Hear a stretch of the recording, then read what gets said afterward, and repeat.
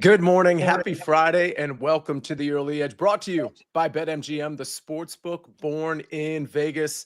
We've got a loaded show for you today, but let's see how we did yesterday on the recap screen. It looks like we go 6-2, another winning day. We sprinkled in a losing day. What was it, yesterday or the day before? But we've been pretty much on fire this week with a ton of green check marks. Good job, Buckets. By the way, soccer picks 7-0 on the Early Edge. Larry Hartstein hits his pick. I go 2-0 in golf. I'm going to try to do that again. We lose our SportsLine pick. That game went to overtime, and Tyus Jones hits, but Jalen Williams falls a couple short of his points, rebounds, and assist mark. So very close to going 8-0. Let's try to do that today.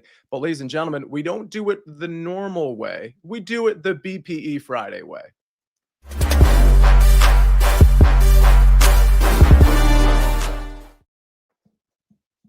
Where's everybody? Oh, there they are. Woo! I mean, I know you want to see me. Let's go! Mike is in the book. We got Buckets, and we've got Chip Patterson. Chip, I got to tell you, everybody missed you last week. They were wondering where you were, and we had people in the chat doing the Chip Me Up because Buckets wasn't feeling well. So now you're back.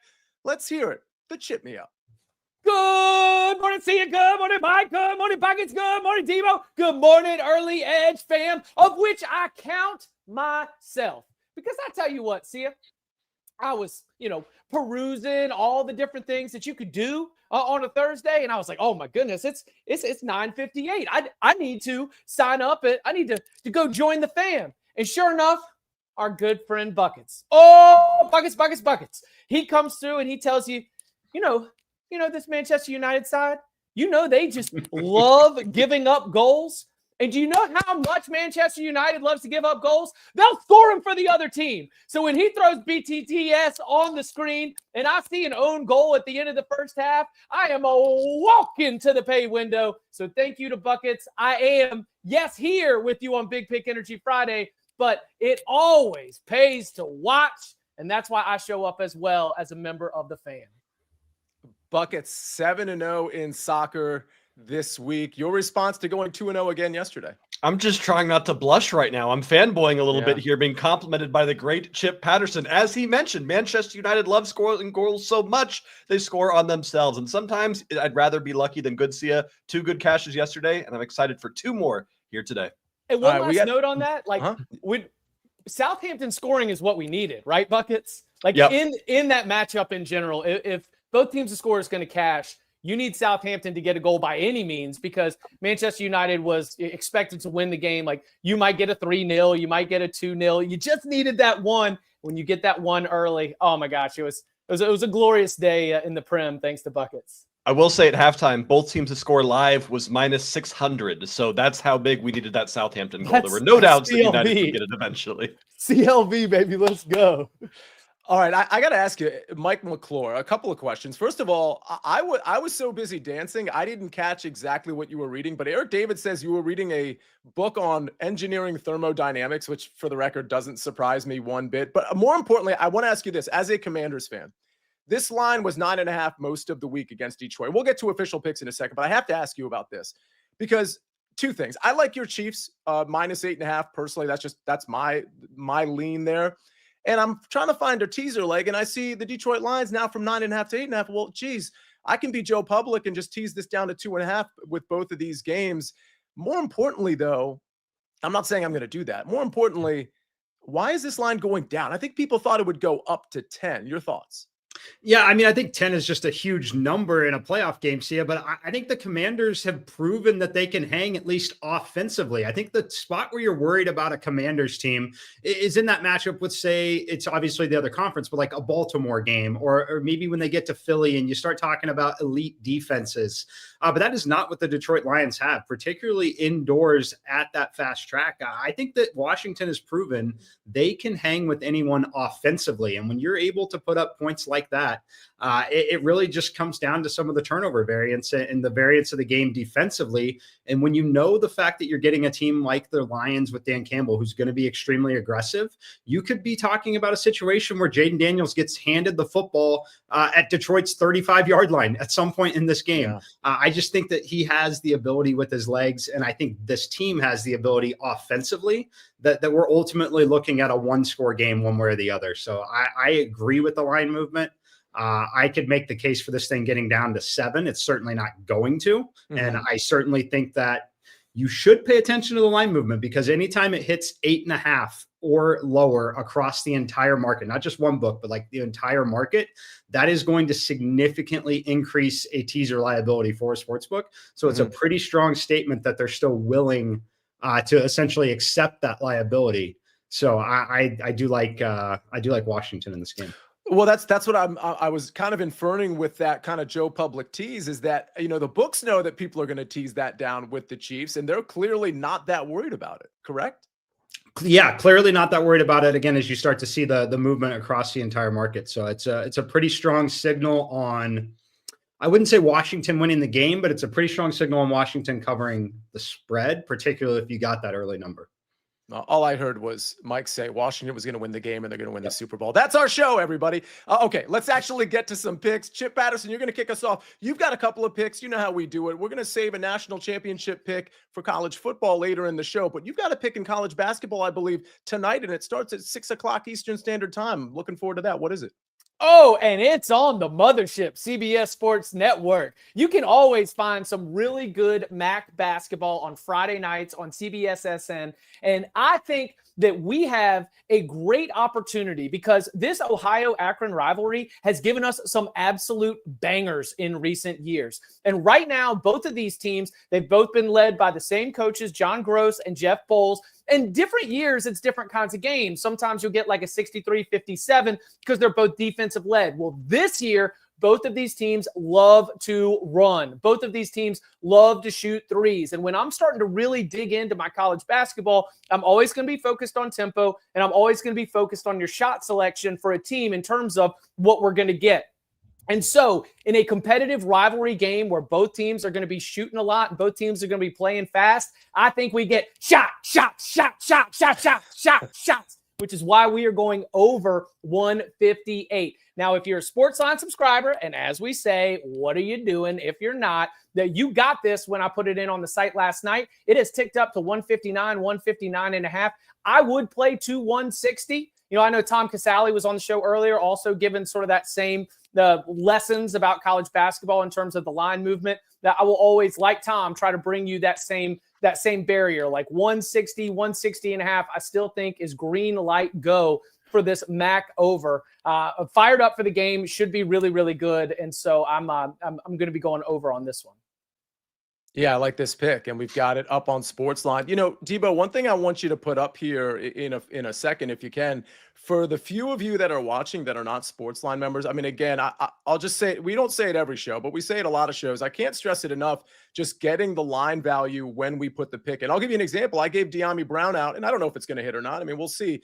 At 29.5 receiving yards on SportsLine, it's universally between 34 and 35.5 now. I mean, that's a huge difference. I gave out CJ Stroud, or I put it on SportsLine, 34.5 pass attempts. And granted, it was only 34.5 at one of the three major books, but it's 35.5 everywhere. Not only that, but it's really juiced to the over. And those differences in pass attempts, that's a really big deal. That's just me. I mean, you talk about Chip and Mike and people. I know Buckets, your picks don't go on the tool. They go on early edge in the article form, but it's really important to know that when we get these picks in, we're usually almost always getting the better of the lines. All right, Buckets, speaking of your picks, we're 7-0 in soccer. I mean, we'd hate to spoil this on a Friday, right? We're trying to go 9-0 here. You got 2 picks.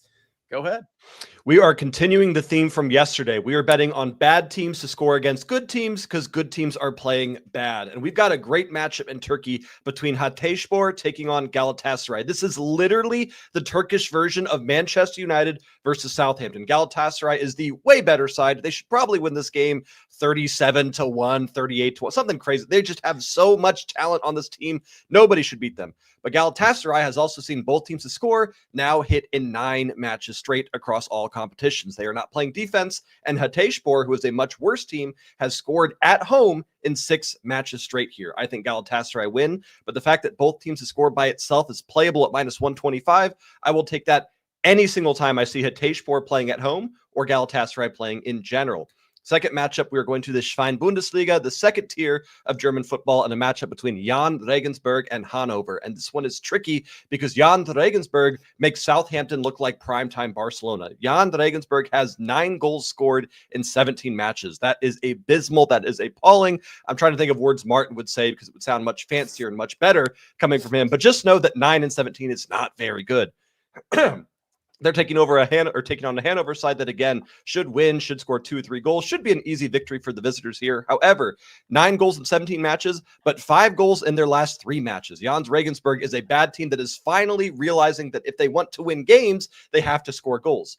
I know it's a crazy concept, but it took them half a season to figure this out. I'm taking BTTS again in this one at -120 because I think Jan Regensburg understands now that goals equals wins. Crazy, right, Sia? Huh. Goals equals wins. I'm going to write that down. Write that down.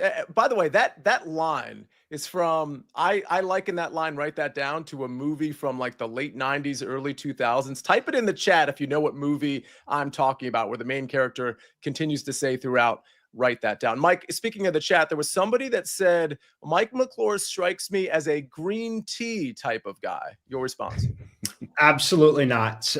This would be black coffee at all times. We would never put anything in it. It is just straight black coffee. You know, I'm the exact same way. Nothing in my coffee. It's actually more espressos for me, but if I'm going to have coffee, it's going to be black coffee. Chris George, Noah, you all have the right answer. Paul Johnson, it's Van Wilder. I know some of you also chimed in. That movie is an absolute classic. I'm so happy that we have people in here. Jason Pogwist as well. I am also not a green tea guy, by the way, Joe Neuenfeld. All right, let's talk about this BetMGM promotion because I read it out yesterday, I think for the first time. I think it's super intriguing, and everybody should and can and should be a part of this one. So you think you know playoff football? Prove it in BetMGM's free-to-play game. I'll say that again, free-to-play game. For each round of the big game of the playoffs, you have the opportunity to answer 3 historical playoff football questions. If you answer all 3 correctly, you'll win a share of the $750,000 in bonus bets still up for grabs. The second entry period, 3 questions about the divisional game. So obviously that starts up this weekend. $250,000 in bonus bets is up for grabs. The third entry period, 3 questions about conference championship games, $500,000 in bonus bets up for grabs. Here's how it works. Pay attention, folks. Access the $1 million playoff football challenge promotion at betmgm.com or the BetMGM app. Answer 3 questions per round during the big game playoffs. If you answer all 3 correctly, you'll win a share of bonus bets for that playoff round. Sounds pretty easy. Let's hope the questions are easy as well so you can get in on that action. Ladies and gentlemen, we got more action to come. We've gone a pretty good amount of time, but we have so many more picks to go, including a couple golf picks for me. Mike, you've got a tennis pick. We got a SportsLine pick. And, of course, we have a national championship pick in college football, and it's all right after this.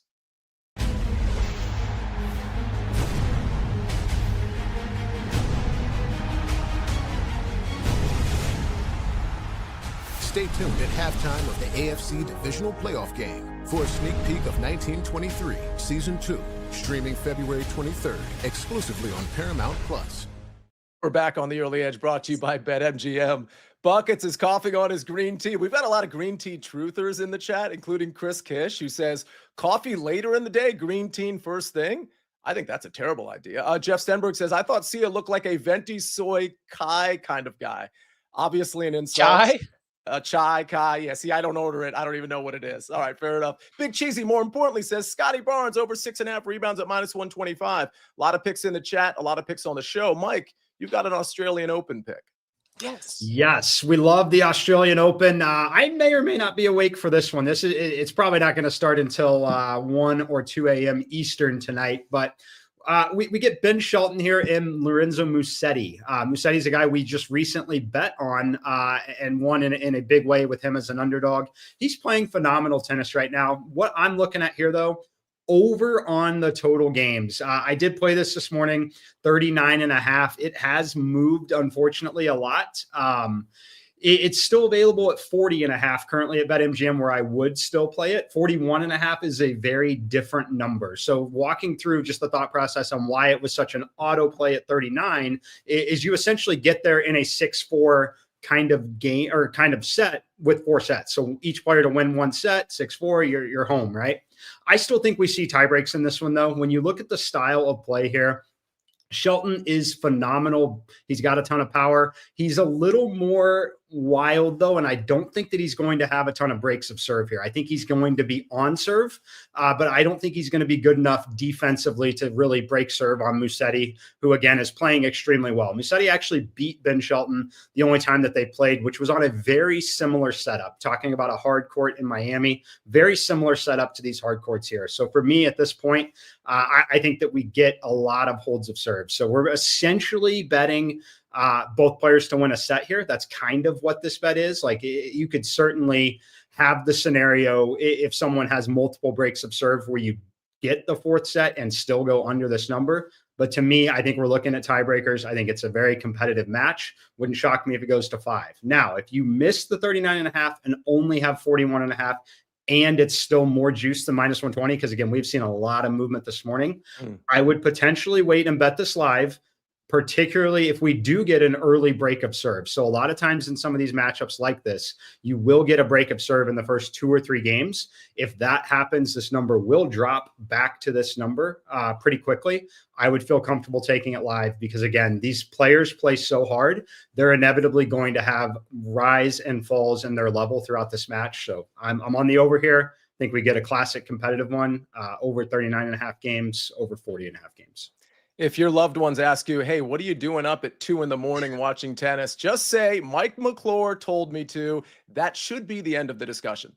If you live on the East Coast, Sia, you don't even have to stay up to start to watch it. Just get up early with your black coffee at 5 a.m. and you'll probably catch the latter stages of the second set and continue to watch it from there. So yeah, I've been catching it in the morning. Like Draper won a thriller, like 5-set match, just like it was the last match in Australia, but it was going on this morning. So you can sort of, flip your day around and then be able to go and catch it. Listen, Mike McClure tennis picks are amazing. I just got into tennis, tennis betting last summer, and the games market is so much fun to be able to play. Yeah, so fun. So I'm fired up. I don't know if I'll be watching it live, but I'm glad that we've got tennis majors back, so that that's another thing to engage with. All right. Well, Chip, you might like this because you're the Carolina Hurricanes guru. You always say it. You're not an NHL capper guy, but you're a Carolina capper guy. We got a SportsLine pick. We got a couple of guys on SportsLine that like this one. -139. It's kind of juicy. Hurricanes, I believe, at home here. Golden Knights on the road, I believe, for a 3rd straight game. We're taking the Hurricanes money line at -139. That is our SportsLine pick. I'm going to rapid fire through a couple of golf picks as well. And then, Chip, we're going to close with you. I do want to say I'm looking at the likes. We got over 400 people watching, which is great. Thank you, everybody, for watching. If we get to 150 likes, I'm going to close the show with a couple of lowest round 2, kind of like a first round leader type thing, a lowest round 2 bets that you could maybe sprinkle on and have a little extra fun on a Friday. But we're going to try to go 2-0 again in golf. We're going right back to Patrick Fishburne, -125 over Andrew Novak. I'm not going to spend a lot of time on this because I spent a lot of time on it when I broke it down the other day. Andrew Novak, not really back yet in terms of I think he's still knocking off some rust. Both of them were underwhelming yesterday, but I think Fishburne is the better player here, -125 over Novak. Here's the problem with this bet. I could only find it at BetMGM across the major books. So I'm going to give you another bet. If for some reason you're not on BetMGM, which you obviously should be, this one is, I think, universally out there. I'm going with even money Tom Hoge over Cameron Young. They're on the stadium course. Long and short of it is, I think Tom Hoge, the stadium course is kind of the hard one here. It played over par yesterday. Tom Hoge's approach play is really going to come into play here. Cameron Young hasn't been the best on approach dating back to the fall swing. And I think, again, with these harder greens, you're going to need an approach player that's really good. So I kind of like the even money here. As far as the putter goes, we know Tom Hoge can get hot there as well. So Tom Hoge +100 over Cameron Young and Patrick Fishburne -125 over Andrew Novak. And if we get to 150 likes, I'm going to give out some lowest round 2 scores that we can just, little sprinkle, no big deal. Chip, big deal is Ohio State, Notre Dame. What's the play?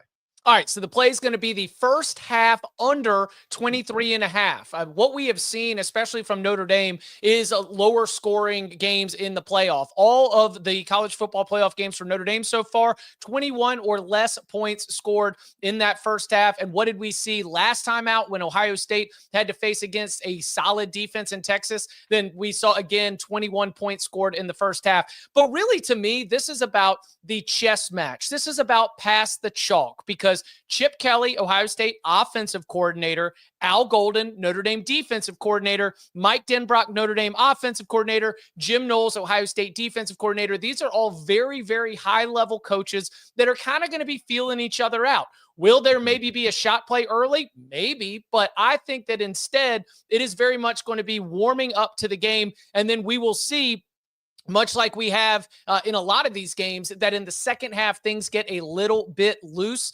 You do need some field goals. You do need some punts. But I think that we have a great opportunity to be able to get that with the possessions that we're going to have. Throw in one last piece, just the cherry on top. If you think Notre Dame can keep this close, and this is one thing Mike and I discussed on CBS Sports Network early in the week, it is to shrink the game. It is to limit the number of possessions, limit the number of times that this high-powered Ohio State offense gets to touch it. So from a schematic angle, from the big game, heavyweight fight angle, and then finally from where Notre Dame will be motivated to try to play this game, run the football, stop the run, time of possession, all those things might lead to depressed scoring in the first half. So I like getting it under 23.5.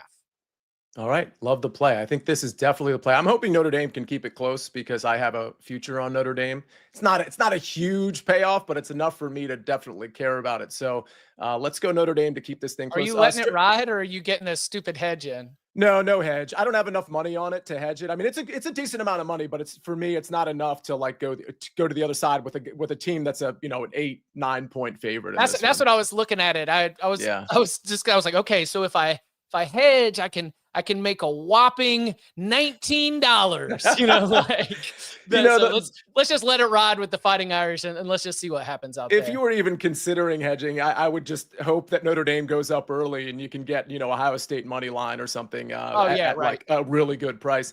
Straight Bet King says, see your golf matchup pick you gave the other day. That's for today, right? Oh gosh, no, that was for yesterday. We already cashed it. You're going to almost always, it's always going to be round matchups for me. And so if I'm giving out a pick on a Tuesday or Wednesday, it's for round one. It would literally be impossible for me to give out a round two matchup, right? So keep in mind, all of my picks, almost all the picks, they're not tournament matchups, they're round matchups that I give out on the early edge. So those two have already been completed. We won both of them, but I am running one of them back, and that's the Patrick Fishburne -125 over Andrew Novak play. The Tom Hoagie play is new.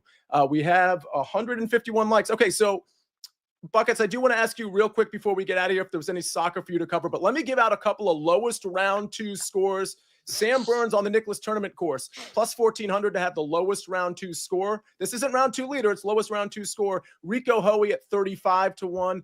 So I like those two on that course. And on the stadium course, Tom Hoagie at plus 2,200 and Sepp Straka at plus 2,500. So we got Burns and Hoey on Nicholas Tournament course and Hoagie and Straka on the stadium course. These, as always, are just sprinkle plays. Buckets, anything in soccer we need to cover before we get out of here? One thing real quick, there's a big Bundesliga clash between Eintracht Frankfurt and Dortmund taking place this afternoon. I would not bet this game until lineups come out, specifically because Manchester City just announced that they are picking up Omar Marmoush from Frankfurt. If Omar Marmoush plays for Frankfurt today, I think Frankfurt win. If he goes to City and does his medical and doesn't play today, I think Frankfurt don't win. So I would not touch this until you see the lineups, but that should be a goal-heavy game. Omar Marmoush. We had an anytime goal score on Omar. Yeah, was we did. You or was it Martin Green, Buckets? That was me. And that was part of our 7-0 in soccer so far this week. We've had a great recap screen. Like we had, I think, one or two small loser days, but we had two or three really big winning days, including a 12-2, I believe, on Tuesday. We had another nice 6-2 today. All right, let's try to do that again. Let's take a look at the recap screen and see where we're going to get some of our wins. Patrick Fishburne, -125 over Andrew Novak. Like I said, I think that one's only at BetMGM, so I'm also giving you Tom Hoagie even money over Cameron Young, which you should be able to find everywhere. Chip Patterson, Ohio Akron over 158. That's tonight at 6 o'clock, and we're going to the championship. OSU, Notre Dame, first half under 23.5 on Monday. Mike McClure, Shelton Musetti, over 39.5 games at -120. If you're just watching the recap screen, go back and listen to his live bet analysis when he was giving his take buckets. Hajdeshspor versus Galatasaray, both teams to score -125. And Regensburg versus Hanover, both teams to score -120. And finally, we got Chip's Carolina Hurricanes as a SportsLine play, -135, -139 money line against the Vegas Golden Knights. We got Brad Betts Footy putting picks in the chat. We have Kipper's Picks always putting picks in the chat. A lot of people in here putting picks in, making comments, hitting the like button. We're at 160. Almost 450 people watching right now. We got to get that ratio to at least a third from likes to watchers, and we did that today. So good job, everybody. What a Friday. Chip Patterson, Buckets, Mike McClure, Debo on the 1s and 2s and 9s and 10s. This has been the Early Edge. Have a great Friday. We'll see you again very, very soon. Of course, on the Early Edge, we rest our case.